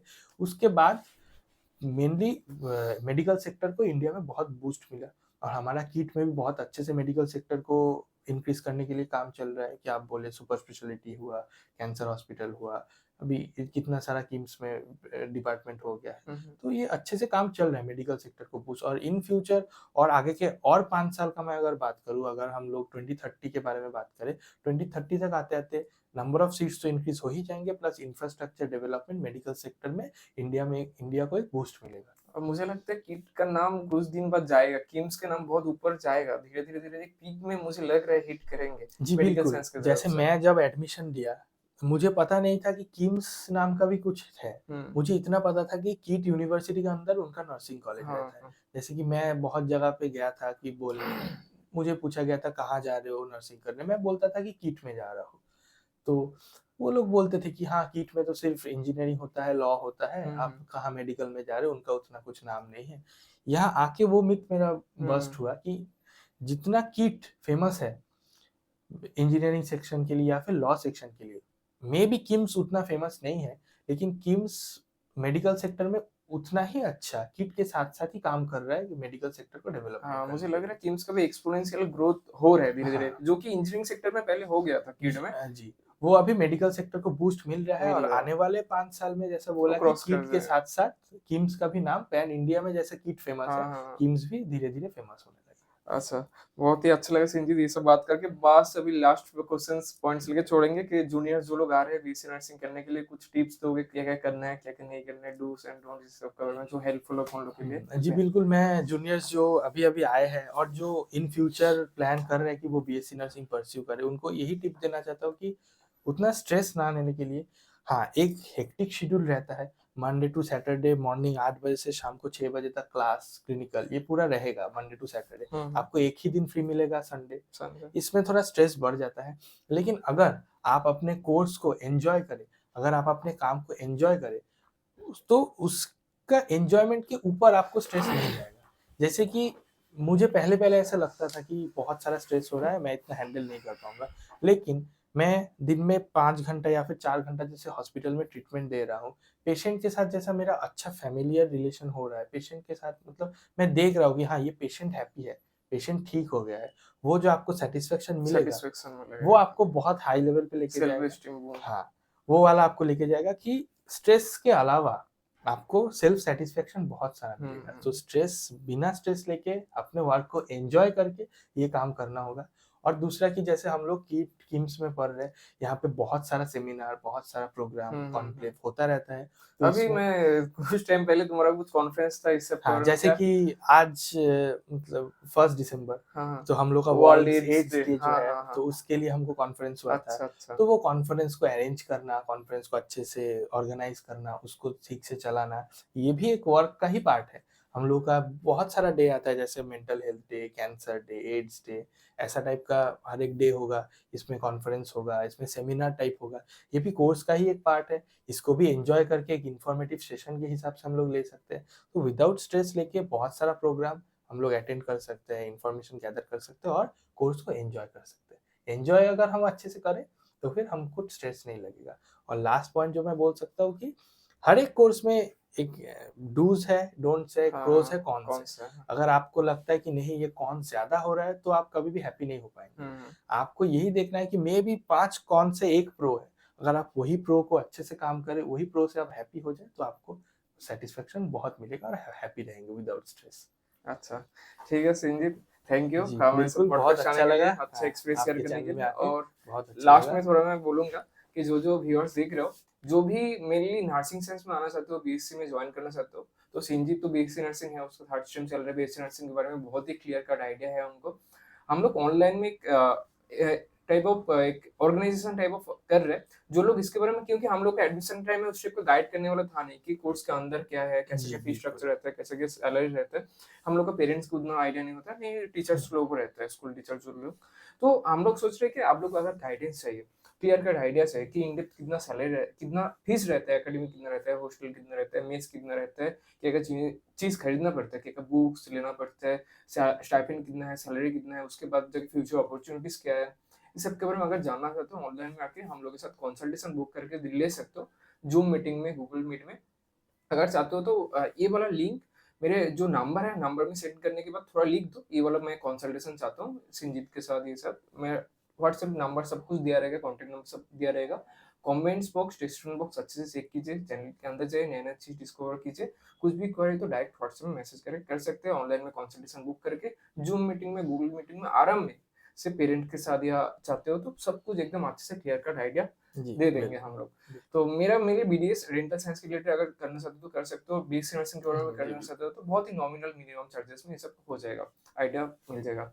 तो और एक बार थैंक यू संजीत आने के थैंक लिए। यू मुझे बुलाने के आशा लिए करेंगे कि आपके नेक्स्ट चैनल टाइम पे। में और भी एक नया हाँ, कुछ अच्छा हाँ। टॉपिक के साथ हम लोग और एक बार कनेक्ट ये भी एक्सपेक्ट करेंगे कि इस पॉडकास्ट से बहुत सारे जूनियर्स को हेल्प हो। वो हेल्प लोग हो। एक इंस्पिरेशन हिसाब से ले सकते हैं कि आने वाले में वो प्लान कर सकते हैं कि बीएससी नर्सिंग जॉइन करने के लिए। हाँ, और जो ये वीडियो देख रहे हो, मेनली जो लोग किम्स में आना चाह रहे हो, Kalinga institute of nursing science, KIIT के अंदर, किम्स के अंदर जो नर्सिंग साइंस में आ रहे हो, उन लोगों को तो एकदम अच्छे से एक बार लेना ही चाहिए। बहुत नॉमिनल मिनिमम चार्जेस में एक बार कर लो कंसल्टेशन, क्योंकि तुम लोग को आइडिया हो जाएगा कैसा क्या हॉस्टल का क्या रहता है, कॉलेज का क्या रहता है, फ्यूचर क्या रहता है, और एक कनेक्शन बॉन्ड तो एटलीस्ट हो जाएगा ना एक सीनियर के साथ।